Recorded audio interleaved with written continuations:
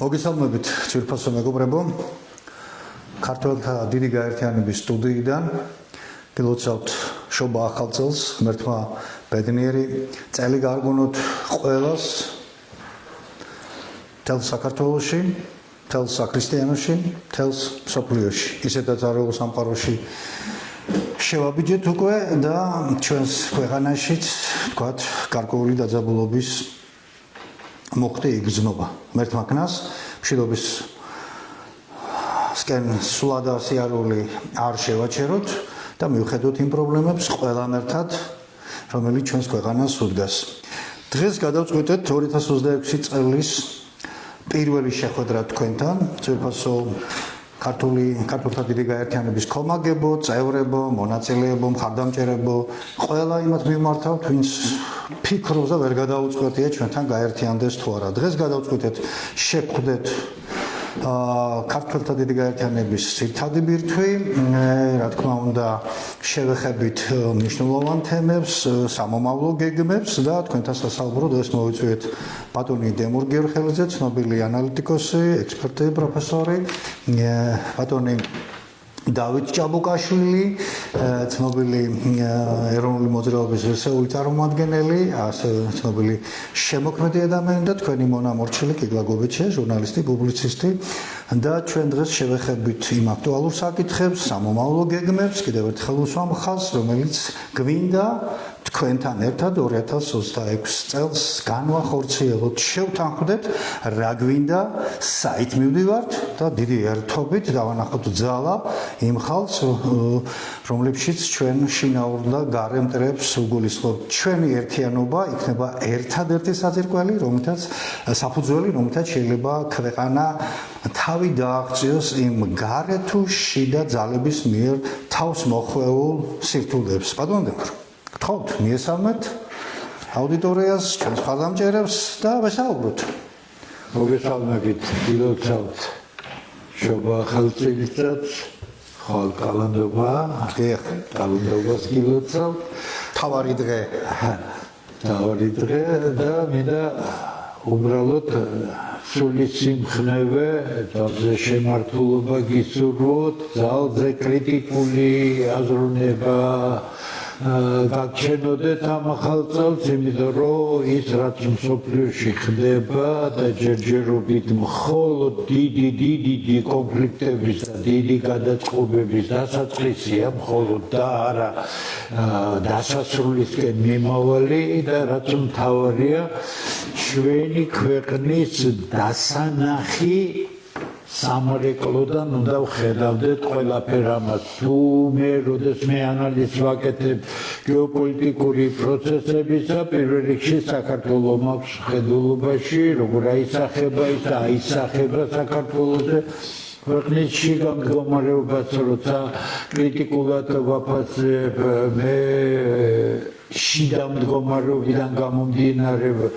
ვაანალიზებ იმას, როგორ შეიძლება საქართველოს დღევანდელი ასეთ თუ ისეთი ხელისუფლება პასუხობდეს ამ რომ იტყვიან პროცესებს, იმიტომ რომ საქართველოს მოექცა სამხრეთ კავკასია, მოექცა მსოფლიო პოლიტიკის ეპიცენტრი. უახლოესი 30-40 წელი ასე იქნება. უახლოესი 30-40 წელი ჩვენ ამ დავდგებით ფეხზე და გვაქვს იდეალური საშუალება, რომ ქართული სახელმწიფო ძალიან გაძლიერდეს, ამას პროფესიონალური პოლიტიკური საქმიანობა ჭირდება, ამას პასუხისმგებლობა ჭირდება, ამას ცოდნა ჭირდება და ამას მამოჟვრიობაც. ცოდნა ჭირდება, პროფესიონალიზმი და რაც ყველაზე რთულია პროფესიული პოლიტიკური საქმიანობა, იმიტომ რომ ეს არ არის ყოფითი მოვლენები და ჩვენ თუ კი ვერ წავიკითხეთ მიმდინარე პროცესები, ძალიან რთულ მდგომარეობაში ვიქნებით. საფრთხე. საქართველოს ნომერ პირველი საფრთხე არის ქვეყნის შიგნით არსებული მდგომარეობა. არა სტაბილური მდგომარეობა, გახლეჩილი ქვეყანა, ხელისუფლება, რომელიც ამ დაპირისპირებაზე თამაშობს 13 წელია ამ უბადრუკი ოპოზიციის წყალობით ინარჩუნებს ხელისუფლებას, სხვა შემთხვევაში ვერ მოხდებოდა და პროცესები და პროტესტები, რომელიც ამდენი ხანია მიმდინარეობს ხელისუფლების დიდი მხარდამჭერით, დიდი დაფინანსებით და კიდევ 1000 უბედურების შედეგად არის და ჩვენ მივიღეთ ის, რაზეც პირადად მე და არაერთი წესიერი ადამიანი, მათ შორის ჩემი კოლეგებით ლაპარაკობდით, ქვეყანა ჩაძირულია კორუფციაში. როდესაც საქართველოს მხსნელად იხსენიებდნენ იმ საწოდავ კაცს, რომელიც პრემიერ-მინისტრობის არანაირი პარამეტრით არ იყო დაჯილდოვებული და დღეს ციხეში გაამწესეს, თავი მოიკალე, ბიჭო, რაღაცა კაც როგორ შეგიძლია ასე ჩვარად იყო ერთი პერიოდი, მეორე პერიოდი, რას ქვია, გიჭერენ, კიდე გეუბნები, რას ქვია, ბრალდებას გიყენებენ. შეიძლება კაცი დაიჭირონ და ხალხი ბრალდებები წაუყენონ და ის გამართული იყოს, ხო სწორია? თქონდა შეიძლება ქუჩაში მოკლან, მაგრამ კაცის მოკლა სიზუსტეა პოლიტიკაში. რას არაბრალებდნენ, გამსახურდია, ბანკი გაიტანა და სიზუსტე იმიტომ რომ ვერანაირად ვერ მოერიეს, სხვანაირად კაცის მოკლა მის დამარცხებას არ ნიშნავს, მაგრამ ჩვენ რასაც ხედავთ, დამარცხებულ ხალხს ხედავთ, ესენი იყვნენ ქვეყნის ნომერ პირველი პირები. კიდე შეიკავეს თავით, რომ დაახლოებით 12 წლის უკანა რაც შეიცვალა პრემიერი, ამ პირველად თვითონ იყო მარჩენალი, მის შემდეგ ყველა პრემიერი დაჭერა უნდათ. რატო? ძალიან სერიოზული განცხადებაა ბატონ და შემტერს რაც უკან არის ნაკეთები. უშიშროების მინისტრი მიისურვა 1000 კიდე ვიღაცა, ესე იგი ეს მარტო ხო არ იქნებოდა. ეს არის კატარბე შემთხვევით არ მithkomს ჩემს წინა გადაცემაში, რომ ქვეყანა ფაქტურად სახელმწიფოა, ესე ვაჩვენე განადგურა და ეს ასეც არის. ესე იგი ჩვენ მსოფლიოს ერთ-ერთ უდიდეს კრიზისულ სიტუაციაში გვყავს უსუსური ხელისუფლება, არალეგიტიმური ხელისუფლება, რომელიც იმდენად მოწყვეტილია მიმდინარე მსოფლიო პროცესებს, კიდევ ევროკავშირზე ლაპარაკობს, აბა, ევროპულ სტანდარტებზე ლაპარაკობს, გამიგეთ რა, ესე იგი და ამ დროს თვითონ ევროპარლამენტში არ არის გასაულებელია. ეს ხალხი აღზრდილი არიან სოროსის ნაგავში, ამას გავიმეორებ. ეს ნაგავი არის ის, რამაც განგრენა გაუკეთა გონება და ეს ყალბა ევროატლანტიკურ ინტეგრაციაზე და ევროკავშირზე დააწყებინა ოცნება, რომელიც თავიდანვე სიგიჟე იყო, სიშტერე იყო. დავდე ბრიტანეთის ერთ-ერთი ყველაზე ავტორიტეტული გაზეთის ანალისტი ახლა. სადაც უკვე სერიოზულად მსჯელობენ. ეს ის არის, რომელიც ჩემს Facebook გვერდზე დევს, როდესაც მე პალმერსტონზე, ლორდზე და სესილ როდზე საუბრობ და იქ ბოლოში ცნობილი პოსტია. დიახ. ნახეთ ჩვენ პალმერსტონის იდეები უნდა ავადგინოთ, ანუ ის რაც ცნობილია მის პოსტულატში, რომ ინგლისს არ აკავს მუდმივი მტრები და მუდმივი მეგობრები, არსებობს მუდმივი ინტერესები. მე არის ამ იდეის ჩვენ უნდა ავადგინოთ ეს ყველაფერი ეროვნული სამსახური. რატომ გახდნენ ბრიტანელები მსოფლიოს 4/5 გამკარგვები, იმიტომ რომ ეროვნულ ინტერესებს ჩააბეს მთელი ეროვნული მიაბეს ყველაფერი ახლა. ინტელექტი და ასე შემდეგ. ერთ დროს უღარიბესი კუნძული, არაფერი პოტენციალი რო არ გააჩნდა, რატომ? თქვა გონება მიმართულებამ, რომ ქვეყნის მომავალი დამოკიდებულია შენს ყველაზე დიდ სიმდიდრეზე, რასაც ხალხის ნიჭი და უნარი ქვია, ქართველებს ბელადი ხალხ და ესა ხსნელი. შენ ვინახარ, კაცო, ქვიანი ხარ, არა ხარ ჩვენ ამ. საინტერესოა. და მან ბრიტანელები წერენ ატლანტიზმის დრო ამოიწურა და ჩვენ უნდა გავიდეთ ნატოდან. ჩვენ აგიტერია იმ იდიოტურ ფარატინა ქაღალდში, რომელსაც კონსტიტუცია ქვია, რომ ჩვენ შევდივართ ნატოში და ევროპაში. ესე იგი, აცილებული ვართ ყველაფერს, ამიტომ ქართველთა დიდი გაერთიანება. ჩვენ მხოლოდ ერთი პატარა ნაწილი ვართ იმ ხალხისა, რომელთანაც ერთად ჩვენ მივდივართ, საუბრობთ და უზარმაზარ პატივისცემას გრძნობ ყველა იმ ადამიანისა ნამდვილი ვაჟკაცების მიმართ, საოცარი ქალბატონების მიმართ, რომლებიც მისით მოვიდნენ, მისით. დიახ, ქართველთა დიდ გაერთიანება არის არა ყველა ქართველის გაერთიანება, ეს ბევრს ეშლება. ასეთი რამ არ ხდება მსოფლიოში. კაცობრიობის ისტორიაში ჯერ ყველა არსად არ გაერთიანებულა. აქ მოდიან ხალხი, ვინც ქმნის იმ ძალას, რომელმაც ბალანსი უნდა შექმნას ქვეყანაში და ამოიყვანოს მე. ყველა ჩაებება არამარგინალური ნაწილის გარდა ბოლო საფეხურზე, ასე რომ ყველაფერს თავისი ადგილი აქვს. აქ პატარა ბიჭები არზიან, რომლებსაც რაღაც გამოცდილების აკრება ჭირდება, ჩვენ გავიარეთ, ჩვენი თაობის ხალხმა უნდა შეძლოთ, საშუალო თაობის ხალხთან ერთად ამ ჭაობიდან გამოყვანა. ამ საქმეში უდიდესი ახალგაზრდების წვლილი, მათი მხარდაჭერა, მათი ყოფნა ქართველთა გაერთიანებაში, მაგრამ მე არაერთხელ თქვი და გავიმეორებ. ჩვენ არ დავუშვეთ, რომ ახალგაზრდები წინახაზზე დავაყენოთ.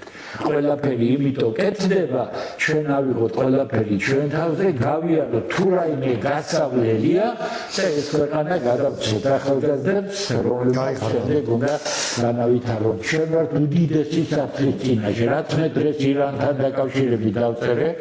13 მილიონიდან 30 მილიონამდე აზერბაიჯანელია ირანში. 13 სიტულის ირანი, 30 სიტულის აზერბაიჯანი. რა თამაში დაიწყეს? დაიწყეს ის, რომ ყველას მოუწოდებენ, რომ გამოვიდნენ ყველა ეთნიკური აზერბაიჯანელი. ეს არ არის დიასპორა, არ შეგეშალოთ. ეს არის ეთნიკური უმცირესობა, უზარმაზარი. ისევე როგორც სომხები და აზერბაიჯანელები საქართველოში არ არის დიასპორა, ეს არის ეროვნული უმცირესობები, ისინი მრავალი. ისევე სამხრეთ აზერბაიჯანის მთავრობის შექმნაზე არაპრაკი ხელისუფლებაზე დაპირისპირებაზეა. გასაგებია, ეს არის გეგმა, რომ შიგნიდან აფეთქდეს და ფაქტობრივად სამოქალაქო ომში ჩაებდეს ირანი. და ეს რა თქმა უნდა, კარგად ცნობილი გეგმა და ეს ყველაფერი უშუალოდ ჩვენზე აისახება. თუ ეს უბედურება მოხდა, 80 მილიონიანი ირანიდან იმდენი ტოლვილი დაიძრება ჩვენსკენ. დაიძრება აზერბაიჯანს, არ ამგონი აზერბაიჯანის პრეზიდენტი ალიევი თუ ფიქრობს, რომ ის ფიქრობს, უთხრეს, რომ დიდ აზერბაიჯანს შექმნის. მე ჩვენ მოგმადგვებიან ქვემო ქართლში გარანტირებულად. მაშინ ის ვერ ყოფილა კაი პოლიტიკოსი, ის რომ ჩვენ ჩავარდებით, სომხები ჩავარდებიან უმცირეს მდგომარეობაში, ვერავინ დააკავებს მილიონ ადამიანს. ამიტომ ჩვენ დღეს გვჭირდება სერიოზული განშტოება, სერიოზული ფიქრი, სერიოზული მობილიზაცია გარკვეული ექსტრემალური სიტუაციები. ჩვენ რაც ხედავ, იჭერენ მთავრობის წევრებს, ამუნათებენ ოპოზიციას, არის აბა მიშაგინდა, აბა ეს გინდა კრეტინიზმის უკანასკნელი საფეხურია, ჩავარდნილი აზროვნება და მე იმედი მაქვს, რომ ჩვენ ვიჩქარებთ ნელა ყველა საქართველოს მივმართავთ, ჩვენ მალე უნდა დავამთავროთ ის, რასაც ქვია ქართველთა დიდი გაერთიანების ირგვლივ, ყველა სახე ქართველის გაერთიანება და ძალის დემონსტრირება, რომ ჩვენ შევძლოთ ნეგატიური პროცესების დაბლოკვა. დიდი მადლობა. ბატონ დავით. საღამომშვიდობისა ძვირფასო მეგობრებო, გილოცავთ შობა ახალწელს მრავალს დაესწარით. მოკლედ გასრულდა 2025 წელი, მძიმე იყო ძალიან საქართველოსთვის. შეიძლება ითქვას, სიახლეებიც იყო, ბოლოს და ბოლოს დაფუძნდა ჩვენი ქართველთა დიდი გაერთიანება 30 მარტს, მიუხედავად იმისა, რომ სულ რაღაც 10 თვის დაფუძნებულია, უკვე შეიძლება თამამად ითქვას, რომ ქართველთა დიდი გაერთიანება უკვე შემდგარია, სტარტი არის,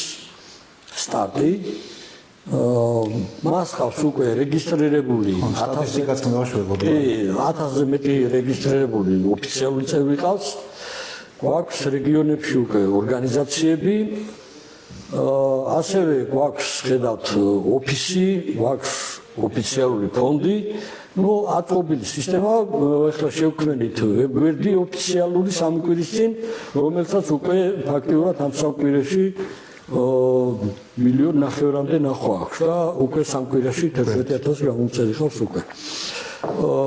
შეიძლება ითქვას, რომ ნორმალურად მიდის პროცესი, სწორად მიდის, მაგრამ ეს რა თქმა უნდა არ არის საკმარისი და ჩვენ ახლა უნდა 2026 წელს ქართველთა დიდმა გაერთიანებამ ჩვენი სიტყვა უნდა ვთქვათ.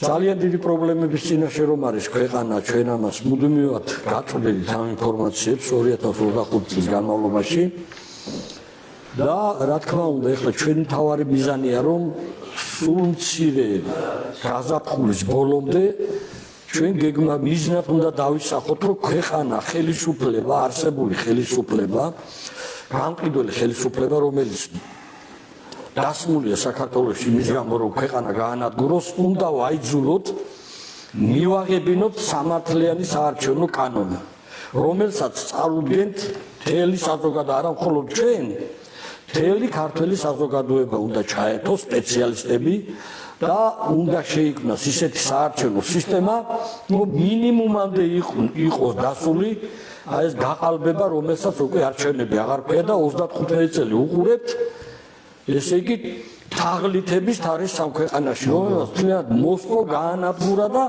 ეხლა გადამწვეთ შეტევაზე გადადიან. ეხლა რა შეიძლება ეწოდოს ამას კაცო, ეხლა ვინც კი ხელისუფლებაში მოიყვანა, ყველა დაიჭირა, ყველა რა ვიცი წელი ქვეყანა მასხრად იგდებს პრეზიდენტებს. ეს არ არის შემთხვევით, ეს მიზანმიმართულად მიდიოდა პატრიცემულო მეგობრებო, რომ ქვეყანა მასხრად ასაგდები გახადონ. ეს არის ის საქმიანობა, რომ დავალება, რა თქმა ესე იგი, ასე გამოდის, რომ ქვეყანა იქნეს განადგურებული და დაეუფლონ ის გარეძალები, ვისაც ერთი სული აქვს აი ამ ძვირფას ტერიტორიას, გეოპოლიტიკურად უმნიშვნელოვანეს ტერიტორიას დაეუფლონ ჩვენი ქვეყნის დროებით. აქ სხვა არ ვიცი მე სხვა რა შეიძლება იყოს, მით უმეტეს ეხლა გამოგვიცხადეს, რომ მთელი სამინისტროები, ესე იგი მთელი ეს შენობები, რომლებიც ცენტრშია თავმოყრილი და ყველაზე ძვირფას ადგილებში დაწყებული პარლამენტის შენობით, მთლიანად უნდა გადაიტანონ კუკიაზე, არსენალზე, აი და დანარჩენი ეს შენობები მე არ ვიცი, ეხლა ალბათ კარგი ყიდველები ყავთ, ეხლა არაბები და გაყიდიან ეხლა ძვირფასად როგორც კინორუსაველი გაყიდეს და ასე შემდეგ. რა თქმა უნდა, მეგობრებო, ამას კიდევ ალბათ ისაუბრებენ მე ჩემი მეგობრებიც.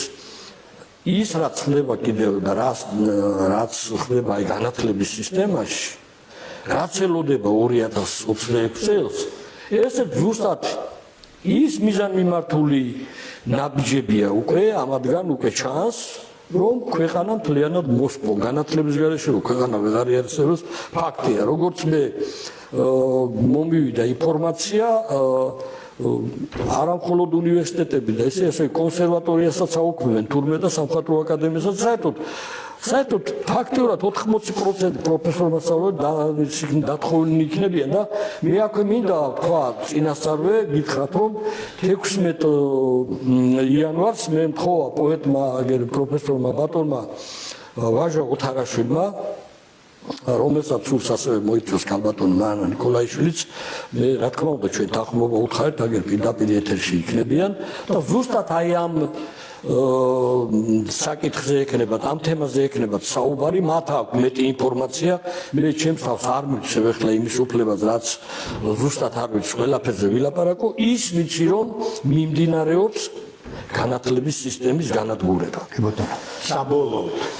კი ბატონო. ამაც მოგახსენებთ ორედო სიტყვას, ჩემო ძვირფასებო, ჩემი მეგობრები უკვე შეეხნენ იმ პრობლემებს, რომელიც იყო სურთაგერ ბატონმა დემული მათ საუბრობს. დიახ, რა თქმა უნდა, ვიტყვით და ახლა მეც ვიტყვი სიტყვას. მე თქვენ სამსახურში ხართ. გააგრძელებთ კი ბატონო ზუსტად გააგრძელებთ საუბარია იმაზე რომ 2025 წელმა ჩვენი გაერთიანებისთვის მეტნაკლებად წარმატებით ჩაიარა ბატონმა დავითმა უკვე გითხრათ მოგახსენათ ამის შესახებ სიჩქარე აგრეფილია და არ ამგონია რომ ეს სიჩქარე აწი დავაგდოთ იმიტომ რომ ძალიან ღირსეული ადამიანები დღე არ გავა რომ ღირსეული ადამიანები სრულად საქართველოს მასშტაბით სოფლებიდან რაიონებიდან არ შემოგვეხმიანონ არ იაქტიურონ გულისტკივილით არ მოვიდნენ აქ მათ შორის ქართველ ემიგრანტებზეა საუბარი რომლებიც პოსტსაბჭოთა სივრცის ბევრ ქვეყანაში მოღვაწეობენ ევროპაში მოღვაწეობენ ჩამოდიან და აი გაოცებული ვჩებით ხოლმე იმ ენთუზიაზმით რასაც ისინი იჩენენ იმ გულისტკივილით რასაც ისინი გულითადად გვიზიარებენ და გვეუბნებიან რომ აი გადარჩენა სწორედ ნუ მიწყენენ ახალგაზრდები მაგრამ ჩვენს თაობაში ხედავენ, იმიტომ რომ ჯერ კიდევ არსებობს პოტენციალი შემორჩენილი ამ შეჭაღარებულ თაობაში. ჩვენს თვალწინ მოხდა ეს ყველაფერი და ჩვენი მე ჩემს თავს გულისხმობ პირველ რიგში ჩვენი ნაკლები, ასე ვთქვათ, აქტიურობის გამოა ეს ყველაფერი აქამდე მისული. აი თავის დროზე რომ 92-ში ქართულთა დიდი გაერთიანება შექმნილიყო, იქნებ აქამდე არ მოვსულიყავით, მაგრამ კაცმა არც ის ახლა ხან იმის იმედი გქონდა, რა ქვია მსოფლიო პოლიტიკოსი მოვაო და ამით დააპურეს ქართული საზოგადოება მაშინ და მსოფლიო პოლიტიკოსმა როგორ ასე ვთქვათ რაც ქნა და რაჭაოში შეათრია ქვეყანა ამას დღეს ყველამ კიდევ ხედავთ მერე იყო და ახალი მითი შემოაგდეს სააკაშვილის სახით რომ ახალგაზრდა ნიჭიერი განათლებული და ვითომ ევროპა ამერიკებში განათლება მიღებული ადამიანი უშველი და ამ ქვეყანას და სინამდვილეში რაც მოხდა ესეც დავინახეთ აჰა ეხლა ახალი კარტი გამოცვალეს და ივანიშვილის სახით წარმატებული ბიზნესმენი ბევრი ფულით და არიქა გაშენებთ და მახსოვს მე ის ცნობილი 20-ს ხოდარი ხო როგორ არიგებდნენ და რა ვიცი მე დღევანდელი ლიდერები რა დღეში იყვნენ 2012 წლის ამ პერიოდებში რა ქვია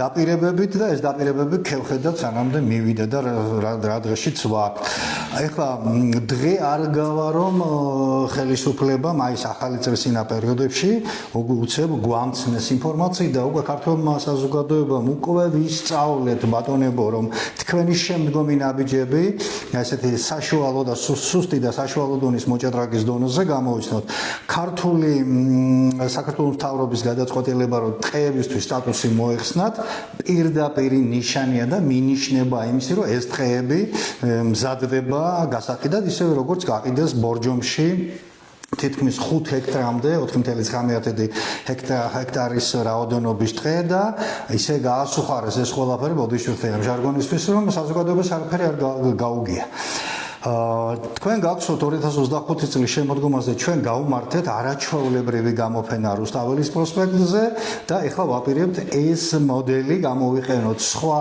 რეგიონებში მაგალითად ახლომდე თბილისთან ახლომდებარე განსაკუთრებით მცხეთაა ჩვენი ინტერესის საგანი იქიდან გამომდინარე რომ ჩვენი ინფორმაცია დაახლოებით 12%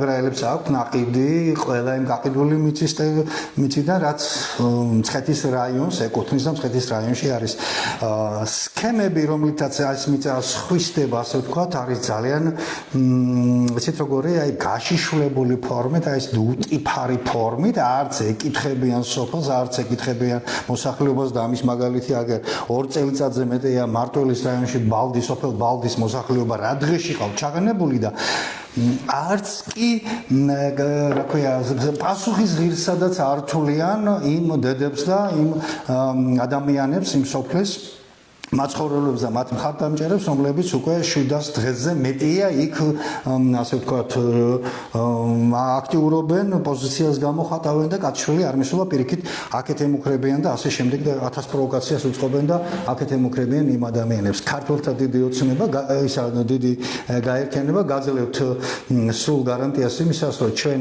დრო და შეძლების მიხედვით შევძლებთ ამ რაიონებში ჩასვლას მობილიზებას მაგრამ მანამდე მინდა ესეთი სათხოვრით მოგმართოთ ძალიან გთხოვთ იქიდან გამომდინარე რომ უკვე არსებობს სოციალურ ქსელში ჩვენი გვერდი ქართულთა დიდი გაერთიანების გვერდი უკვე საიტიც არსებობს კომუნიკაცია ანუ უკავშირი გაცილებით აქტიური გვექნება გონიერ საზოგადოებასთან, იმ საზოგადოებასთან, როგორც ავსების სწორად შენიშნა ბატონმა დემურმა, რომ აი შეჭაღარებული თაობა, რომელმაც ნახა ეს ყველაფერი და ის ურემი, რომელიც ლაფში ჩაეფლო ჩვენი ნაკლები აქტიურობის გამო, ეხლა ჩვენვე უნდა ამოვიღოთ, რა თქმა ამოვიყვანოთ ამ ტლაპოდან, ისევ და ისევ გონიერი და საღი ოჯახებში გაზრდილი, გადარჩენილი ქართველი ახალგაზრდობის ხელით, ერთობლივი ძალით ჩვენ ამას გავაკეთებთ აუცილებლად ძალიან მარტივად არის გასაკეთებელი. მიუხედავად იმისა, რომ საქართველოს სახელმწიფოს ერთი კაპიკი, ერთი ცენტი საგარეო ვალი არ ქონდა, როცა ეროვნული ხელისუფლება დაამხეს, იქიდან მოყოლებული დღემდე ჩემზე უკეთ ბატონმა დემურმა იცის ეს რამდენი გვაქვს საგარეო ვალი, სადღაც გაორმაგებულია. 62 თუ 65 მილიარდი ლარის ოდენობით არის და უფრო და უფრო იქით და იქით ვიმატებთ კიდე არაფერი. ამ დროს თქვენს და ჩემს სამშობლოს შემოძვირფასება ქონდა ოქრო.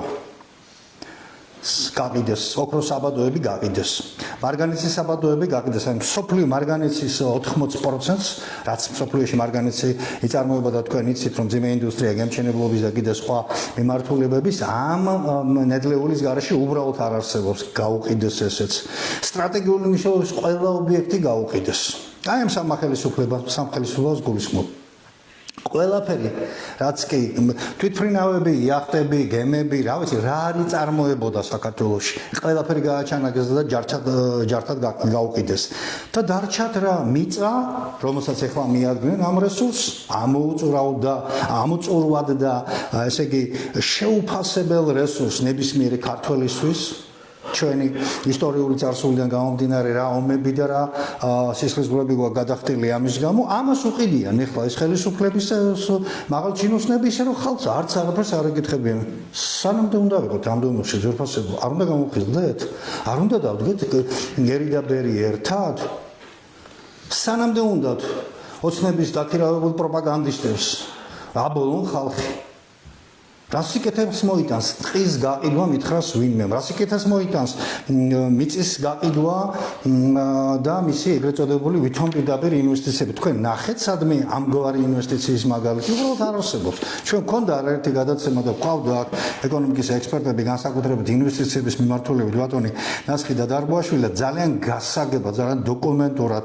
დადასტურებული თეორიითაც და პრაქტიკითაც დაადასტურა ამ კაცმა რომ ასე გაყიდული მიწები არაფერს შედეგს არ იძლევა ასეთი პირდაპირ ინვესტიციები ბატონები ხომ მეთანხმებით რომ არ იძლევა შედეგს გარდა გარკვეული შემთხვევის ის რაც არის ეგრეთ წოდებული ინვესტიციის სახელით შეფუთული ეს არის ძარცვა განძარცვა ქვეყნისა უზარმაზარი ეროვნული რესურსისგან რომლის უკან დაბრუნება ჩვენ სწავლებას და ახალგაზრდებს ძალიან გაუჭირდებათ და ჩვენ პრაქტიკულად თუ ასეთ პასიურობაში ვიქნებით, სულ არ ვიპასიურებ და ასე ხმას არ ამოვიღებ, ჩათვალეთ რომ შვილებს და შვილიშვილებს შევქმნით ძალიან სერიოზულ ბარიერს, ძალიან სერიოზულ განსაცდელში დავტოვებთ მათ და ეს მათი ჯვარისერიათ მაგრამ სისხლის და უამრავი პრობლემის დაძლევის გარეშე არ მოხდება. ამიტომ დრო არ ითმენს 2026 წელი მიგვაჩნია რომ იქნება მთლიანად ქართული საზოგადოების ასე ვთქვათ აქტიურობის წელი ვფიქრობთ ასე ჩვენ მივალთ ყველა დიდ სოფელში, ყველა პატარა სოფელში, ყველა დიდ და საშუალო რაიონში, ქალაქში, სადაც ამისი თხოვნა და მოთხოვნა იქნება, ჩვენც ვიაქტიურებთ, რა თქმა უნდა, შევეკრათ ერთად, ველოდებით საღ ქართველებს 2026 წელს გაცილებით მეტი ინტენსივობით, აგერ ბატონმა დავითმა მოგახსენათ სტატისტიკა და მე ხა ძალიან კარგად მესმის ამ სტატისტიკის მნიშვნელობა ორ კვირაში ასე ვთქვათ, გვერდს მილიონზე მეტი, მილიონ ნახევარზე მეტი ნახვა კონდეს, მოწონება კონდეს, კომენტარები კონდეს, უკავშირი ესეთი ეფექტური იყოს პრინციპში. ყოველგვარი რეკლამის გარეშე, მე ხალხს გავუსვამ, ყოველგვარი დაბუსტვის და რეკლამის გარეშე, რომ ამის მიღწევა მე არ გულისხმობ ხა ვირუსულ კონტენტებს, ჩვენ აქ არ ვქმნით, ჩვენ ვქმნით სერიოზულ, ღრმა ანალიტიკური შინაარსის კონტენტებს და ეს კონტენტი ასე რომ მივიდა, ვთქვათ, მოსახლეობამდე და მათ ეს აიტაცეს და შეძრულები მოდიან, ჩვენს გვერდით დგებიან და კიდე ბევრი დადგებიან, ბაძლევს იმის უფლებას უთხრათ პირდაპირ, უკვე დროა ორგანიზაციული ადმინისტრაციული სტრუქტურა ჩვენი ჩამოყალიბდეს ნელ-ნელა ყველა რაიონში და ყველა დიდ რეგიონში უნდა ყავდეს ყავს და მთლიანად მთელი საქართველო უნდა მოვიცვათ, რომ ერთ დღეს, ერთ დაძახილზე ყველა დავირაზმოთ ისე, როგორც ქართულთა დიდი გაერთიანება, ერთობა გადავწყვეტ. ჩვენ თქვენთან შეუთანხმებლად არაფერს არ გადავწყვეტ, თქვენს ნაცვლად არავინარ გადაწყვეტილებას არ მივიღებთ. ყველა ჩვენი ნაბიჯი იქნება გონიერ და საღ ქართველებთან შეთანხმებული და აბსოლუტურად ღია ურთიერთობის პლატფორმა უნდა დაგანახოთ, უნდა შევქმნათ ეს პლატფორმა ასეთი და ასე უნდა ვიაროთ წინ. ბატონო დემო, რამეს თუ დაამატებთ? მოდი განათლებაზე. განათლებას ხო აუცილებლად, იმიტომ რომ მეც მინდოდა და ამომარდა უცებ განათლების სფეროში საქმიანობ სტუდენტობის შემდეგ რამდენიმე თვეში ისე უნივერსიტეტში დამობრუნეთ ტექნიკურ ქუთაისის პოლიტექნიკურში მე იყო რაღაც არანორმალურ მეცნიერულ სფეროში მუშაობა, რომელიც მსოფლიო წინახაზე იყო და ასე შემდეგ მე ყურადღებით ვუწმენ ხელისუფლების ყველა წევრს. მე შევიკავე თავი რამდენიმეჯერ და ვთქვი, რომ ეს უბიცი ხალხია, რადგან წარმოდგენა არ აქვს განათლების სისტემის დანიშნულებაზე. ქვეყნის პირველი გასაგებია ფორმალური, მაგრამ ასეა ხო, პრემიერ-მინისტრი ისტორიულ რეფორმაზე ლაპარაკობს და ამ დროს საუბრობს იმაზე, რომ ბიზნესმენებს დაეკითხებიან და დაეკითხნენ, რანაირი სპეციალობები უნდა 9-ჯერ აუხსენ. ეხლა მეათედ ხსნი ამ უტვინობას. რატომ უტვინობას? განათლების სისტემის მთავარი მიზანი არის განათლებული შემოქმედი თავისუფალი ადამიანის აღზრდა. აქედან ძალიან ნიჭიერები სწავლენ მეცნიერებაში და მეცნიერება და ტექნიკა არის ის, სადაც ცოდნა იწარმოება. ცოდნის კაპიტალიზაცია. ესე იგი, ეკონომიკა იყოფა ორ ნაწილად, შორს რო წავიდე, ჩვეულებრივი სექტორები ეკონომიკის, სადაც ტანსაცმელი პურია, ავეჯია და ასე მანქანაა და ასე შემდეგ და მეორე სექტორი რომელსაც ქვია ცოდნის წარმოების სექტორი. სამეცნიერო კვლევებისა და საცდელ საკონსტრუქტორო სამუშაოების სექტორი, სადაც ხდება ტექნოლოგიების დამუშავება. რა არის ტექნოლოგია? არა ის, რასაც ქართველებს უნერგავენ და რაღაც, ესე იგი, სახელწოდებებს არქმევენ უნივერსიტეტში. მეცნიერული ცოდნის ტრანსფორმაცია უკვე რეალურ ტექნიკაში არის ტექნოლოგია, როგორ შეიქმნათ ახალი ინოვაციური პროდუქცია და ასე შემდეგ. მეორე კატასტროფა. გვეუბნებიან, რომ უნივერსიტეტებს აუქმებენ რაღაცებს და თბილისის უნივერსიტეტი, რომელიც ყოველთვის იყო სიმბოლო, იმიტომ რომ საიდან დაიწყო, რადონის ხალხმა დაიწყო.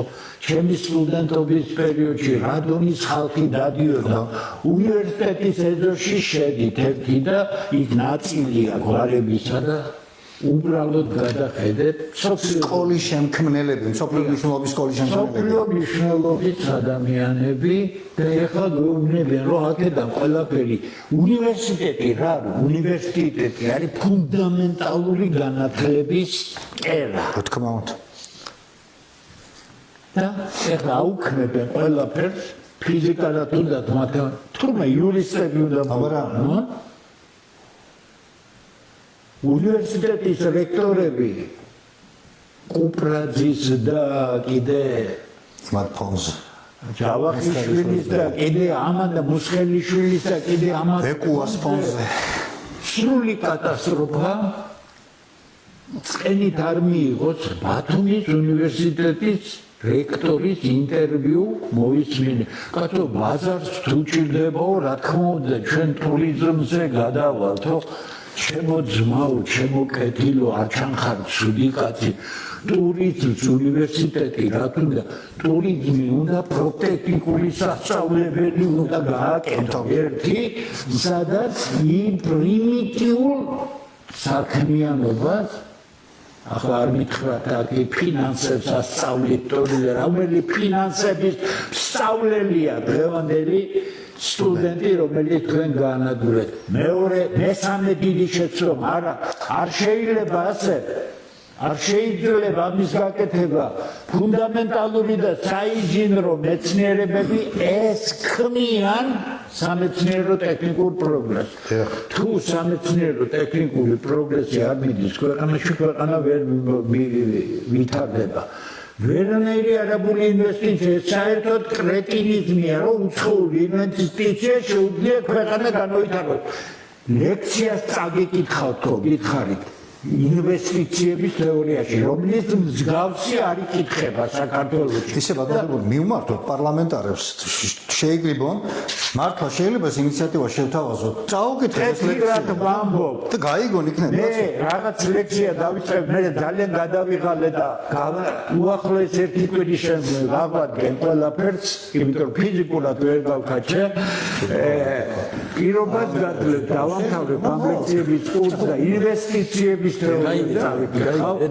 რომელიც იკითხება ნებისმიერ ოდნავ მაინც საკუთარი თავის პატივისცემელ უნივერსიტეტში თუ თქვენ ერთ სტუდენტს მოგიყვანთ თუ თქვენ 1% პროფესორისა თუ აღმოჩნდა რომელიც იმ ლექციებს დაძლევს მაგრამ მე ისე ავხსნი რომ ყდარსაც კი გავაკეთებ ამას და თქვენ ნახავთ რა არის ინვესტიცია რა ფუნქცია აქვს მას და რა შეიძლება მასზე აიგოს მეოთხე სისულელე მეოთხეზე კიდე გეუბნებით უხეში ვიქნებით არა უზრდელობის გამო არა ვინმეს მიმართ რომ მინდა არა საქმის გამო გაგვაგიჟეს კაცო მეოთხე სისულელე ეს არის დაახლოებით 70 წლის უკანველი შეხედულება რასთან დაკავშირებული თურმე კობახიძეს გადაუწყვეტია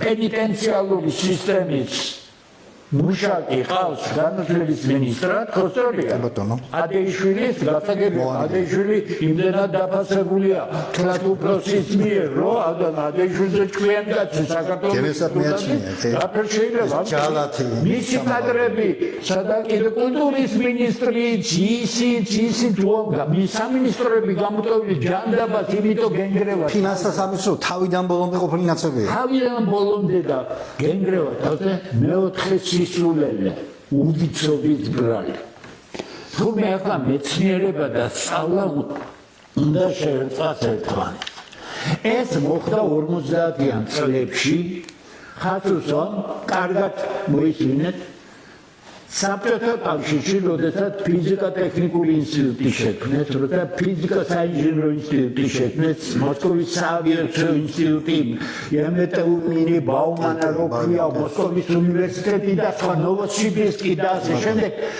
ეს იყო შერწყმა მეცნიერებისა და განათლებისა.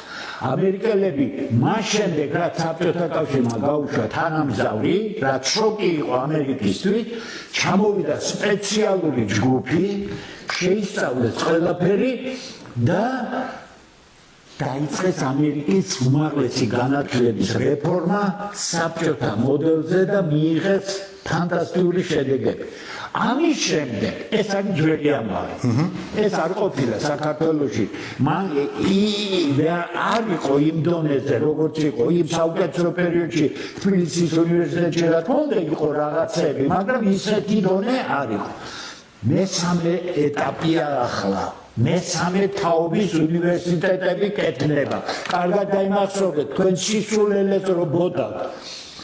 მეცნიერება და განათლება ერთად პლუს სამეცნიერო დამუშავებების რეალიზაცია პრაქტიკაში და ეგრეთ წოდებული სპინ-ოფებს რომ უწოდებენ, ანუ მათთან ასოცირებული, მაგრამ მეტნაკლებად გამოყოფილი, მეტნაკლებად დამოუკიდებელი, თქვათ თბილისის უნივერსიტეტის სპინ-ოფი ორგანიზაცია იქნება ასოცირებული მასთან, მაგრამ ეს უკვე ხალხი, მეცნიერები, რომლებიც თავად ახდენენ საკუთარი მეცნიერული მიღწევების რეალიზაცია. განერგვას და რეალურად. თქვენ ამის ნაცვლად მესამე თაობის უნივერსიტეტები გაკეთდა. მსოფლიოში თქვენ 70 წლის უკანდელს თან გამკეთებელი არ ხართ.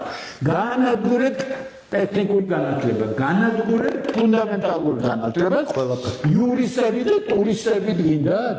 ტურისტ რა თუნდა უნივერსიტეტი, თქვენ ვინახავთ საერთოდ? აი შემდგომ ვლაპარაკოთ. სხვა გზა არ არის. ბიჭო, მესმის ერთი კაცი მანახეთ, რომელიც ფუნდამენტალური განათლების მატარებელია, საინჟინრო განათლების მატარებელია, იცის რა არის სამეცნიერო ტექნიკური პროგრესი და გეტყვით. ვინ აკავთ ის, რომელი ეკონომიკის მინისტრი, ყავთ ის ბატი, ვიღაცა, ფულის ტურფა, ვერ გავიგე მე, ის არის ეკონომიკის მინისტრი, საერთოდ წარმოდგენა აქვს ეკონომიკაზე, ერთი წინადადება ეკონომიკის შესახებ უთქვა. ამიტომ თავიდან ბოლომდე ეს არის ერთადერთი უსაზღვრესი მიზანი. ქალაქი ძალიან პრესტიჟურ ადგილებში გამოთავისუფლება სუპერ შენობებისა, გაყიდვა, ელემენტარული შეგაწუხა ახალგაზრდებმა თბილისში და გადაწყვიტეთ ახლა ესე იგი გაიწოვოთ აქედან, ხო? ის რომ ქუთაისი ღირსია იმისა, რომ ძალიან მაგარი ქალაქი იქნეს, რაც ჭირს ქუთაისი გარკვეულად მე იქ დავიბადე, გავიზარდე, ჩემი საოცნებო ქალაქია, მაგრამ წამოვედი, იმიტომ რომ იქ გაძლება შეუძლებელი იყო.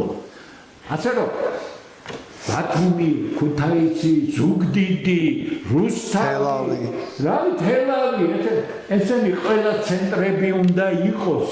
არა ხართ ამის გამკეთებელი, თქვენ კარგად არ გესმით, რაც ნიშნავს დღევანდელ პირობებში ინტელექტის მოკრება და ინტელექტის განვითარება, ამიტომ აწვევით სისულელეს და ინდათ ეს ისტორია, თქვენ გააკეთებთ ისტორიულ რეფორმას. თქვენ დედას უპირებთ საქართველოს და მის განათლებას და იმ დამპალ ხალხს მიმართავ ჩემი თაობის და ცოტა უფრო ახალ, რომელიც მე ვიცნობ,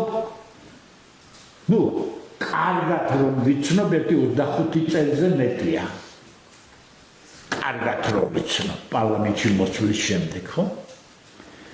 თქვენ გაათახსიდეთ ის განათლება, რომელსაც რეფორმა ჭირდებოდა, აწყობილ სისტემას გასუფთავება ჭირდებოდა, აქცენტები ჭირდებოდა.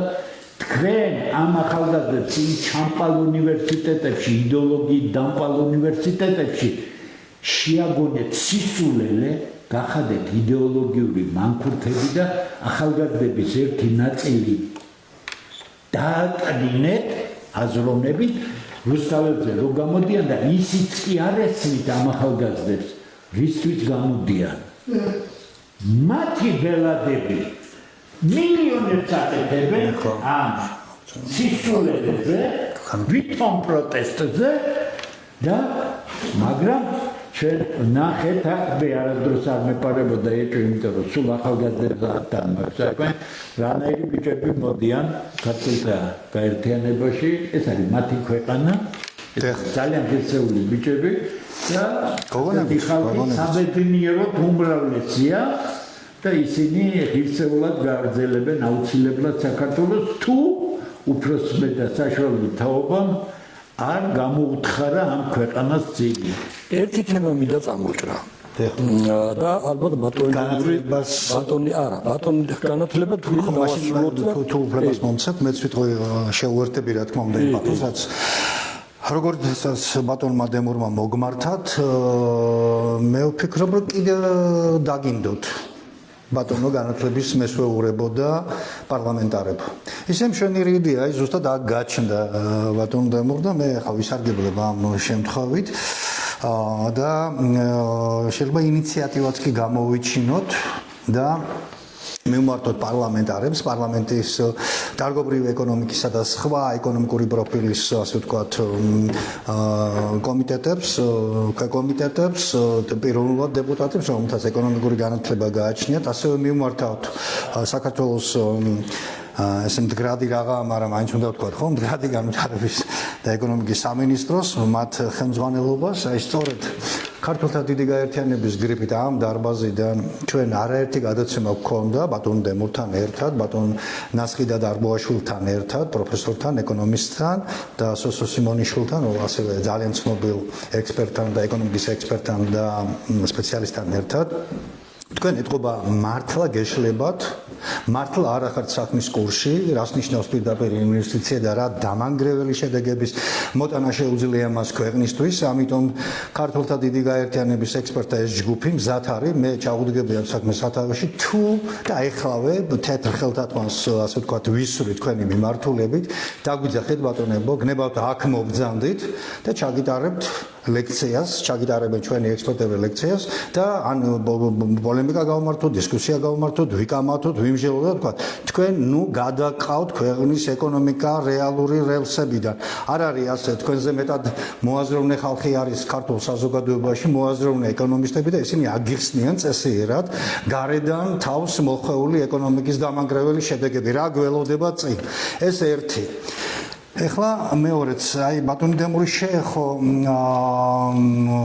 ცოდნის კომერციალიზაციის, ცოდნის ეკონომიკის საკითხს, ეს არის ურთულესი და ყველაზე მნიშვნელოვანი მიმართულება თანამედროვე ეკონომიკაში, ეგრეთ წოდებული კრეატიული ინდუსტრია, მოდით ასეც შეიძლება ამას დავარქვათ, ანუ ცოდნის ეკონომიკაში რომ განიუთდება ყველაფერი, ცოდნა და გამოცდილება და მე ერთი მაგალითი, ერთხელ კი მაქვს ამაზე აქცენტი გაკეთებული, მაგრამ ეხლაც ვიტყვი, ბოდიშვიხდი რომ ASE პირდაპირ ეთერში ახლა უცებ გვარს ვერ ვიხსენებ იმ პიროვნებისას, მაგრამ თქვენთვის ეს კარგად იქნება ცნობილი, შეგიძლიათ Google-ით გადაამოწმოთ.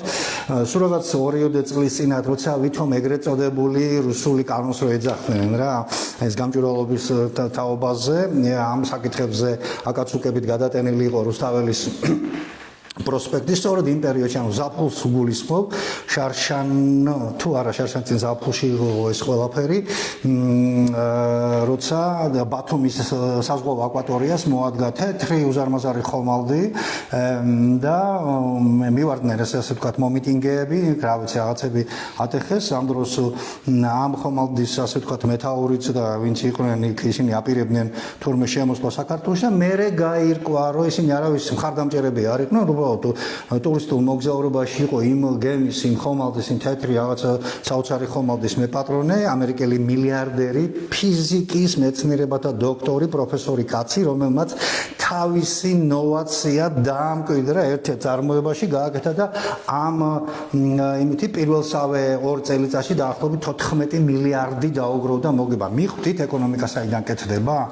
გავაგრძელოთ ეს ფაქტები და ეს მტკიცებულებები, აი თქვათ, იგივე ესპანელი გამომგონებელი ფარმაციის დარგში, რომელმაც იმის სიცხის დამწევი წამალი შექმნა რაღაცა 2 პრეპარატი, იყიდება მთელ მსოფლიოში. და ამითი გახდა მილიარდერი. ანუ რისი თქმა მინდა?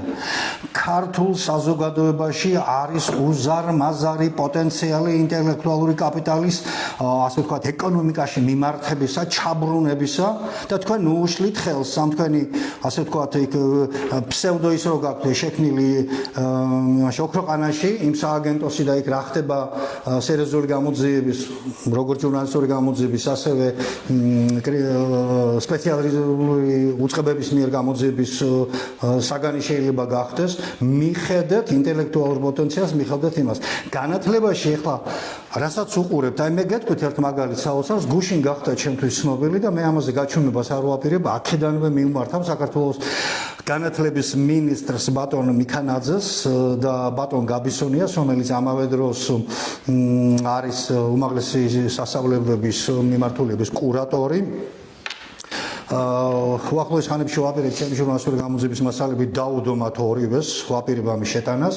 გუშინ ჩემთვის ცნობილი გახდა, რომ ახალციხის სახელმწიფო უნივერსიტეტში, ანუ სამცხე-ჯავახეთის სახელმწიფო უნივერსიტეტში უკვე მერამდენედ იყრის კენჭს ვინმე მერაბერიც. მე ვასახელებ გვარს და სახელს.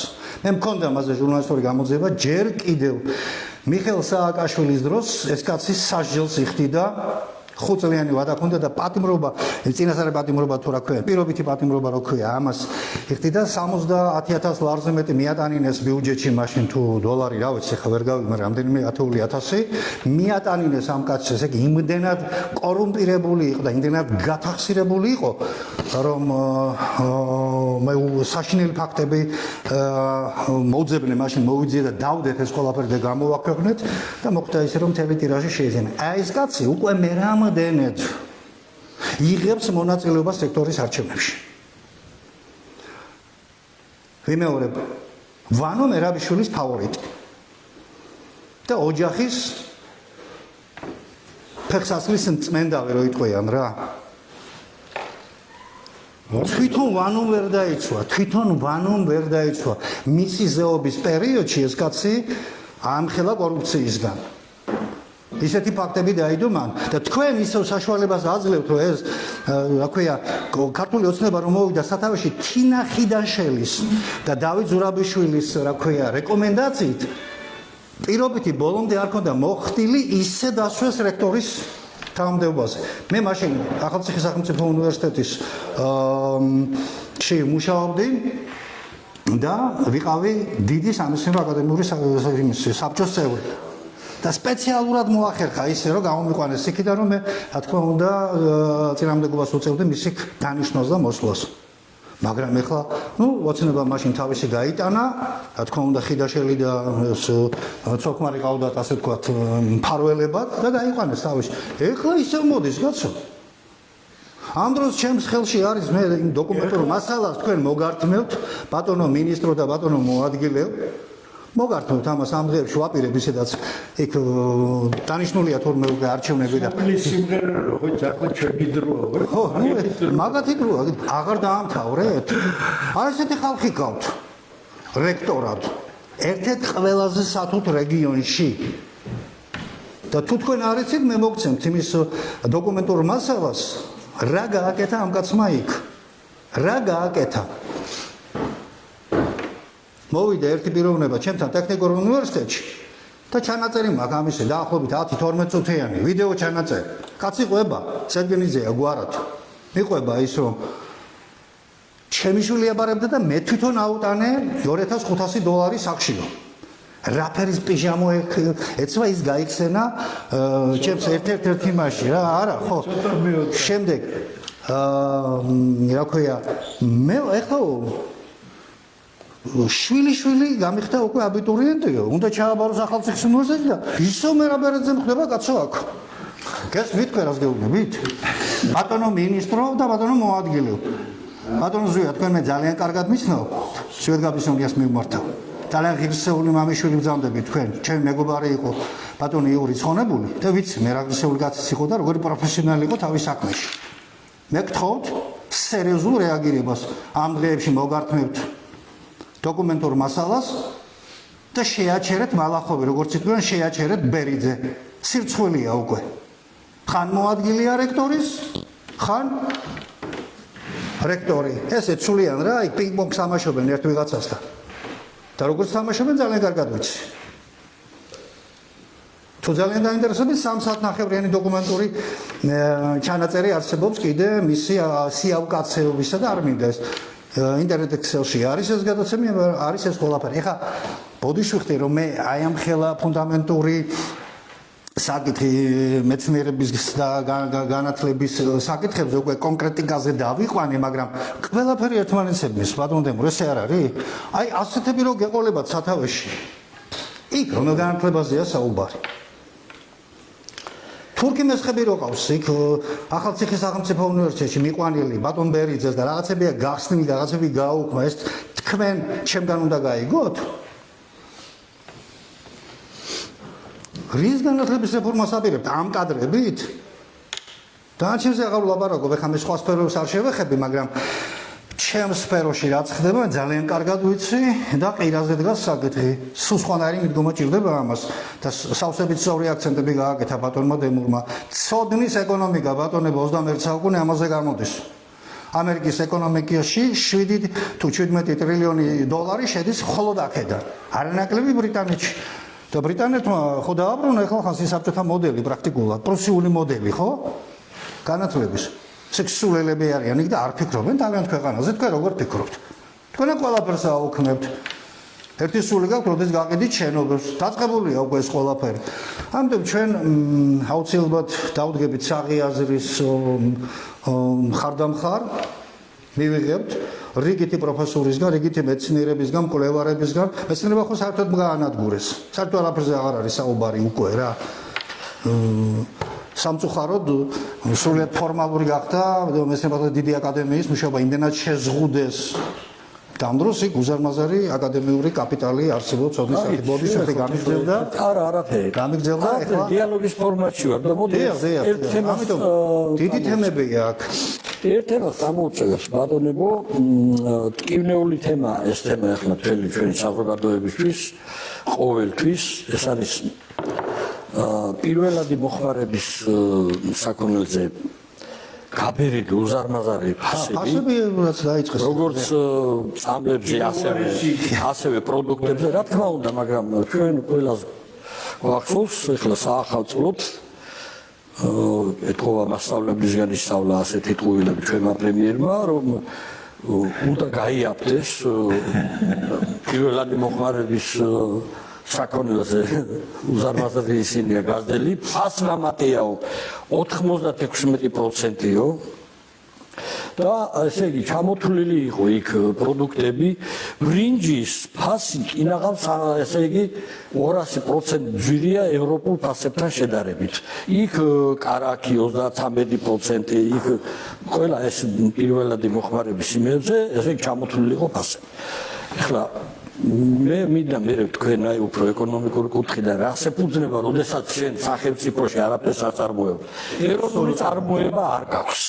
მარტო ფასნამაზე რომ საუბრობ და შემოტანილ პროდუქციაზე.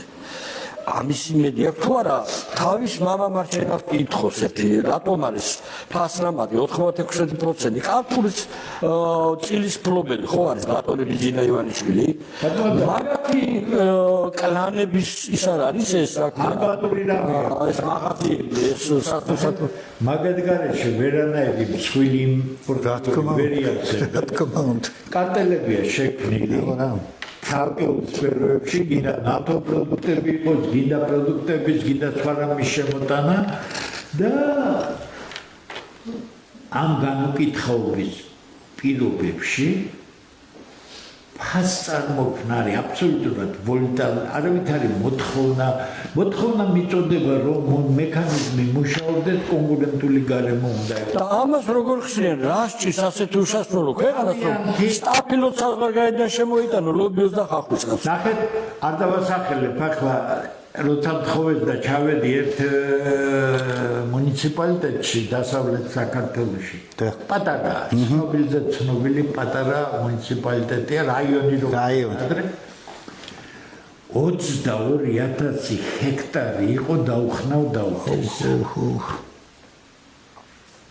ახლა ქვეყანა, რომელსაც თავისი პოტენციალი გამოყენებული არ აქვს, ერთმა ახალგაზრდა მამცოტა ხნის წინ მომწერა რომ აი თქვენო ხო იცითო ეკონომისტი ხართო რომ თუ სხვაგან შეიძლება იყიდო რამეო რატო უნდა წარმოაქვო ანუ ბენდუკიც უნდა თუ წამოწოლილი ხარ ანუ კლასიკური მიხო ხარ ხო სწორია და რაღაც გაქვს მაგრამ გეზარება იმის კეთება არ მოგისინჯავს ხო და იქ გამზადებულია მიდიხარ იქ ყიდიხარ თავი გაანძრიე რომ როგორ შეიძლება ბრაზილიიდან შემოტანილი რაიმე უფრო იაფი იყოს ვიდრე შენ როგორ შეიძლება კარტოფილი შენ შემოგქონდეს გარედან და შენი გაქონდნენ თქვენ ხალხს თაფლი შემოგქონდეს ისეთი რამეები თაფლი ერთადერთი შეიძლება ვერ მოგიგვარებია იმიტომ რომ არ ხარ დაინტერესებული ერთი მასივარი ვერაგიგია რომ 1000 ტონა ვაშლი არ შემოიტანო ესე თქვენ ვერ წარმოიდგენთ რანაირი სტრუქტურა იმპორტის ბატონო ამ დროს შენ უკეთესი გადამუშავება საუბარი ზედმეტია გადამუშავება საერთოდ მოსპობილი გადამუშავებელი მრეწველობა რომელმაც უზარმაზარი მოგება უნდა მოიტანოს იმიტომ რომ ეგ გასაგებია, მაგრამ რა სისტემას აყალიბებს? ნახეთ, გამოძიებაო, მე შეისწავლა გამოძიება ესა და ეს დროში რა იქნება? არა, ეს დროში რამდენ ხანს იწელება? უშიშროების საქმე სად გაიგონეთ? ფასები იყოს, კაცო, არ გამაგიჟოთ. უშიშროების საქმეს მიეცით ნება ის გააკეთოს ამ უწყებამ, რაც მათ პროფესიულად ევადათ. არა, მაგის კეთების უფლებას. დე. აგერ და 6 იანვარს საერთოდ 96%. ეს 200%-ით არის. მე რას ნიშნავს? ბელორუსი ბელორუსი მეუღლე ყავს და ძალიან კარგი ხალხია და გაგიჟებული იყო ეს ქალბატონი, რომ 200% მეტია ფასები აქ ბელორუსულ მაღაზიაში ვიდრე ჩემს ქვეყანაში. წარმოიდგინეთ, განუკითხა. ეს არაფერი სრული განუკითხაობაა. ეს არის ხელისუფლები, ერთადერთი ბრალი ამაში არის ხელისუფლება და ის ატმოსფერო შექმნილი ქვეყანაში, რომელიც ამ ხელისუფლების შექმნილია. იგივე წინა ხელისუფლება. მიშამ რა გააკეთა? მიშამ ადგა ყველა იმპორტი დაყო სეგმენტებად. შენეთ, გაუნაწილეს, კი. გადახიდო. ეს სისტემა შეცვლილი არ არის. იგივეა ძალაში. ეხლა აი დავამატე ბელორუსი ახსენა აგერ 6 იანვარს ბელორუსის პრეზიდენტი გამოვიდა და პირდაპირ მთავრობის ხდომაზევე განუცხადა თავისი ეკონომიკური სექტორის ასე ვთქვათ წამყვან პირველებს. აი ამ წუთიდანვე გაგრძელებათ ფასების გაზრდაო და ესე იგი იქ ხომ ისეთი მისაღები ფასებია ჯერ ეს ერთი ანუ ჩვენს პენსიონერებთან შედარებით სადღაც $400 ეკვივალენტია ხარისხიდან. ბატონო ხარისხიდან. ხარისხის საუბარი საერთოდ ზედმეტია ყველაფერი ადგილობრივი ნაწარმი და სუფთა ნატურალური და ისე შედარებისთვის ვიტყვი რა ევროპისთვის და ამერიკისთვის დიქტატორი ლუკაშენკოს ქვეყანაში პენსიონერი იღებს $450 ეკვივალენტ პენსიას და აქ რამდენს ვიღებ თქვენ თვითონ გააკეთეთ და შედარება. აი ესე პირდაპირ მუშტი დაუბრახუნა და პირდაპირ უთხრა. ანუ როცა სათავე წმინდა, იქ არაფერი არ აიმღვრევა. იქიდანაც კარგი წყალი მორაკრაკებს. მე ძალიან მეეჭობა რომ კარფურიდან ამ მიმართულებით სუფთა წყალი მოდიოდეს და გამგებმა გაიგოს ეს და მიხვდეს რომ კარფურის მეპატრონე საქართველოს ლოტოში ან ლატარიაში არ აქვს მოგებული ეს ჩემი თქვენი და ყველა სამშობლოა და ცოტა დააოკვდით ცოტა მიხედეთ რაღაცას შემოიჭირეთ თქვენ საფრები კამარი არ უშენს მადას სისტემა უნდა დაიგოს ქართველი ხალხი თქვენ ყველაფერს გაგაგებინებთ ძალიან მალე და დამოაშორეთ აქედან როგორც ჩემი კოლეგა და მეგობარი მე მეყოლება უახლოეს დღეებში შეთანხმებული ვარ ბატონ დიმიტრი დიტო ჩუბინიძესთან ძალიან მწვავე განცხადება გააკეთა მან საქართველოს ეკონომიკის მინისტრი და ადანაშაულა ძალიან სერიოზულ საკითხებში რა თქმა უნდა ალბათ ექნება მას ამისი ინფორმაცია და ეს დაშპაკრული კადები და ქვემას დაშპაკრული აზროვნების ევროპულად დაშპაკრული აზროვნების ხალხი რომლებიც არა ქართულად აზროვნებენ მოაშორეთ ასპარეს თორე ქართული ხალხი თქვენ აუცილებლად გაგცემთ პასუხს და ქართველთა დიდი გაერთიანება ამის ავანგარდში იქნება დაინახავთ ამას მაგრამ რაღაცა ბრძანებით დავით ბატონო არა იმას ვამბობ რომ თუ ეს სისტემა ამ სისტემას დემონტაჟი არ გაუკეთა რომელიც არის 92 წლიდან როდესაც კლანურ მაფიებმა და ოლიგარქებმა აქცია შევარდნაძემ დაიწყო ისე თქვენ დაწყებული პრივატიზაციიდან როდესაც წელი საქართველოს ქონა პრივატიზაცია ჯობია პრივატიზაცია კლიანად და მე რაც დარჩა ის მცირე რაღაცა კაპიკები ის იქიდანაც კიდე 2/3 მოიპარეს იცი თქვენეს მე თუ რამე ქონდა ხალხს ისიც შეატაინეს და კლიანად ის ფულიც წაიღეს და ხალხი მოატყუეს და დღემდე მოტყუებულია და გაძარცულია და პასუხი არავის არ უგია და ესე იგი ამით თლიანად გაწყვიტეს წელში საშუალო ფენა რომელიც ძალიან ძლიერი იყო საქართველოში აი ამის შემდეგ აქ ჩამოყალიბდა ასკაციან რაღაცა თაღლითების გუნდი რომელიც რა თქმა უნდა იქცნენ ახლა ოლიგარქებმა და ერთამში რომ მილიონებში შოვი დამტავდა უკვე და ეს ხალხი დარჩა აბსოლუტურად გადარჩული.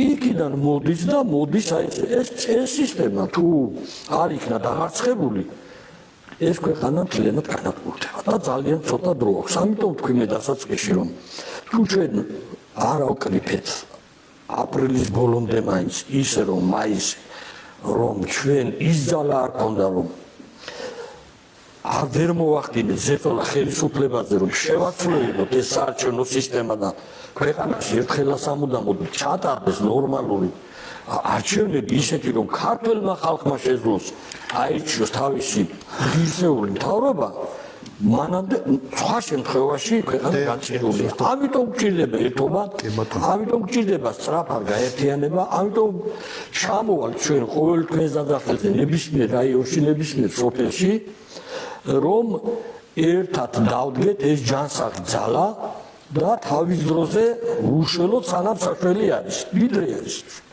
მერე უკვე შეიძლება ესეც გაგვიანებული იყოს. ბატონო ბატონო ხوار დავამატებთ რამე უკვე 1 საათია ჩვენ მუშაობთ პრაქტიკულად დავით ხوارფერიდეთ მე ერთადერთი იმას ვიტყვი რომ ჩვენ დღეს გამოვაქვეყნეთ ეს ქართველთა გაერთიანების ვებგვერდი რო შეიქმნა სადაც უკვე 11000 კაცია წევრი უკვე გამოვაქვეყნეთ ჩვენი ფინანსური ის ფონდი რაც დარჩა ჩვენ ყოველ 10 რიცხვში ვიხდით ეს ღია უნდა იყოს და ჩვენმა საზოგადოებამ იცოდეს ყველა კაპიკი აღრიცხულია ყველაფერში ანგარიშგაბარი ჩვენ ვიხდით ყოველთვის 1350 ლარს ამას ემატება საშემოსავლო 270 ლარი ინტერნეტში ვიხდით 150 ლარს ერთ კაცზე გავცემთ ხოლმე აი ვინც სულის ამ ყველაფერს და ოპერატორიც ის არის და ყველაფერი ამ ხოლმე და მხოლოდ 500 ლარს ისიც მეგობრულად გვეხმარება ასე 100 ლარი შემოსავლოა და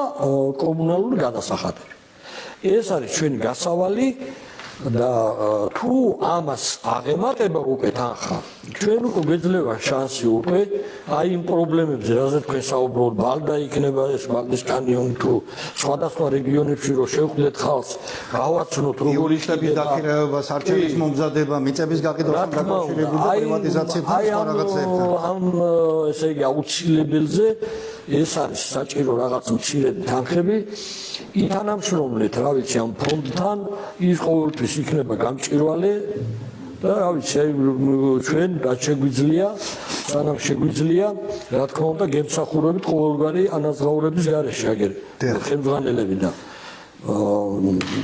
აბსოლუტურად ეხლა ისე რომ ჩვენ ვერ გადავიხადოთ თქვათ ნუ გავყურია და დამთავრდება და იქნება მაგრამ საქმე გაგვიჭირდება ამაში საქმე ქუჩიდან ძალიან ძნელია მარტო ქუჩიდან ბრძოლა რაც უფრო დიდი მხარდაჭერა იქნება მით მალე იქნება უფრო მეტი წარმატება ამიტომ ითანამშრომლეთ დაგვიკავშირდით სოფლებიდან გაწევრიანდით მოითხოვეთ რაიონებიდან და ჩამოვალთ გავაკეთეთ მან ადგილობრივ ხელმძღვანელობას და ადგილობრივ გაერთიანების წარმომადგენლობებს და თუ ჩვენ შევძელით კიდევ ვიმეორებ მაისში ჩათვლით რომ ძალიან ძლიერი გახდა უკვე ეს გუნდი ეს ქართველთა გაერთიანება მაშინ ჩვენ უკვე დავიწყებთ უკვე შედეგებზე ორიენტაციას რომ მივაღებინოთ ეს პირველი ყველაზე აუცილებელი რაც არის 35 წელი რომ საქართველოს სამართლიანი არჩევნები არ ტარდება და მხოლოდ